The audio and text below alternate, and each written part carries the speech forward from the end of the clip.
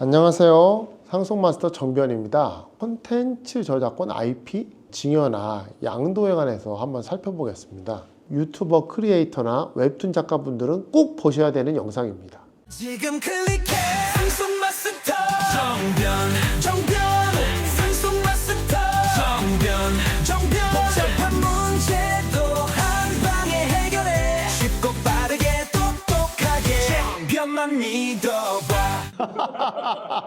요즘에 유튜브 또는 웹툰 인기 있는 것들은 엄청난 수익을 발생시키고 있잖아요. 그러다 보니까 저작권을 활용해서 수익을 올리는 분들이 많습니다. 그런데 문제는 지금 소득세 과세 표준이 10억 원이 넘어가면 45%가 세금입니다.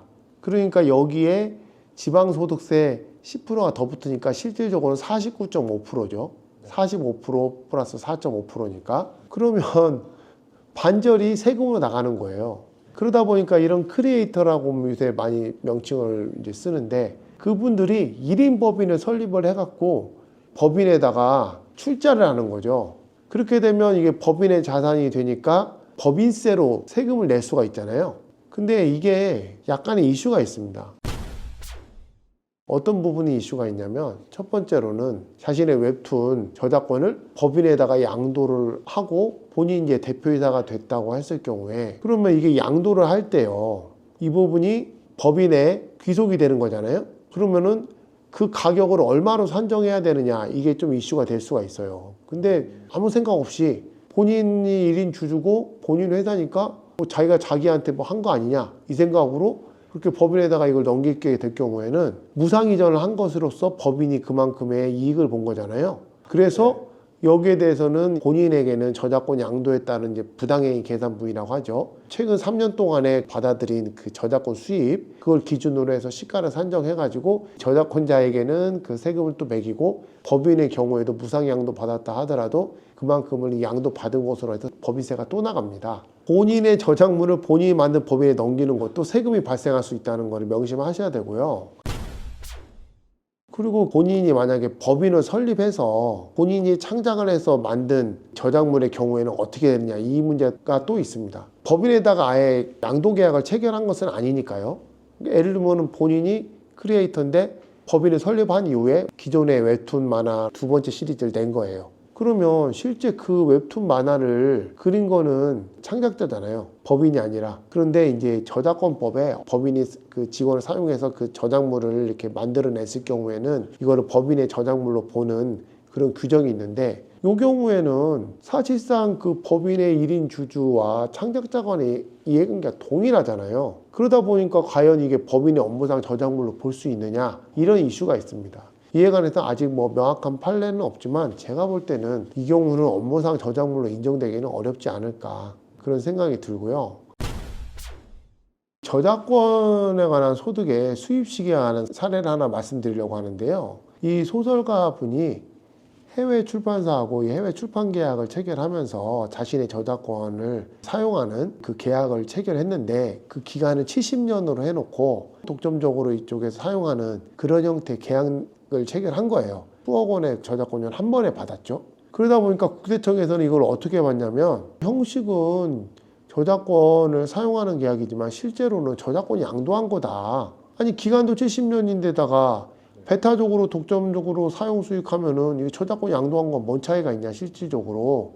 그래서 이 양도한 걸로 봐가지고 이 기타 소득을 해서 한꺼번에 과세를 한 거예요. 근데 이제 이 소설가는 아니다, 10년으로 변경했으니까 그 10년에 분할해서 수익을 귀속시켜야 된다. 왜냐면은 10년으로 나누면 금액이 쪼개지니까 세율이 낮은 구간에 속해지잖아요. 그러니까 세금을 적게 내겠죠. 그렇게 주장을 했는데 받아들이지 않았습니다. 그리고 요즘에는 유튜브도 거래가 된다 하더라고요. 사고팔고 한다고. 예. 채널을. 이 유명한 유튜버가 자신이 이제 개설한 그 유튜브 채널을 자녀가 이제 주주로 있는 법인에다가 이 유튜브 채널에 대한 영업권을 이전을 한 거예요. 그런데 이 유튜브 채널을 무상으로 이전한 거죠. 근데 이것도 역시 이 유튜브 채널에서 수익이 발생하는 거니까 가치 평가를 해서 그거를 법인에다 넘기면서 거기에 따른 정산을 받았어야 되거든요, 본인이. 그런데 그걸 받지 않고 그냥 무상으로 넘겼으니까 국세청이 이 부분을 당연히 세금을 부과한 거죠. 그래서 이 저작권이나 이런 부분도 세금하고 밀접한 관련이 있다는 걸 아셔야 됩니다. 물론 이제 크리에이터들이 이렇게 법인을 설립하는 데는 이유가 있습니다. 아까 설명드렸지만 10억이 과대표준이 넘어가면은 거의 50%가 세금이잖아요. 근데 이게 법인으로 가면은 200억 이하의 경우에는요 19%가 법인세거든요. 그러니까 10억을 초과하는 과대표준에서 200억 이하까지의 소득을 갖춘 크리에이터라면 법인 설립을 해서 법인세를 낸다고 하면은 세금이 뭐 50%에서 갑자기 20%대로 떨어지니까 한 30%가 줄거든요. 그래서 다 법인을 설립해서 하는데 아까 설명드린 것처럼 법인의 업무상 저작물로 인정되기도 어렵고, 그리고 그거를 넘길 때 저작권의 시가나 가격 이런 부분을 합리적으로 가격을 잘 설정해야지, 안 그러면은 나중에 국세청에서 세무조사 나와서 엄청난 세금을 물 수가 있습니다. 모르면 돈을 벌여, 알면 돈을 벌어. 네 미래가 달렸어. 지금 클릭해.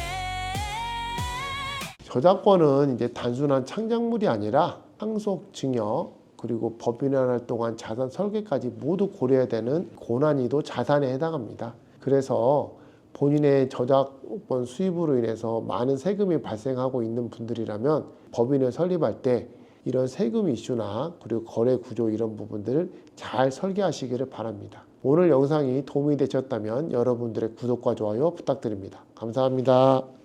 지금 클릭해 상속 마스터 정변 상속 마스터 정변 복잡한 문제도 한 방에 해결해 쉽고 빠르게 똑똑하게 정변만 믿어.